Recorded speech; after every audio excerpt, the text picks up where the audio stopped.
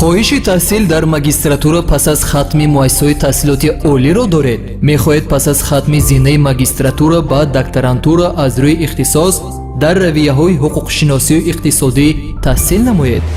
соҳибтахассуси дараҷаи таҳсилоти дуюми олии касбӣ шудан ё худ пас аз хатми муассисаҳои таҳсилоти миёнаи касбӣ идомаи таҳсил намуда соҳиби дипломи муассисаи таҳсилоти олӣ шудан орзуи шумост? пас марҳамат ба донишгоҳи давлатии ҳуқуқ, бизнес ва сиёсати тоҷикистон ки бо шароити хуби таҳсил дар аудитория, лабораторияҳои муҷаҳҳазу барҳаво бо истифода аз технологияҳои инноватсионӣ, интернет, китобхонаи илмӣ ва электронӣ, баҳрабардорӣ аз низоми мукаммали шабакавӣ ва технологияҳои иттилоотӣ, марказҳои компютерӣ ва тестӣ, марказҳои омӯзиши аврупо ва забонҳо, машғулият бо иштироки устодони варзида ва соҳибтахассус ин имкониятҳоро ба шумо роҳандозӣ менамояд.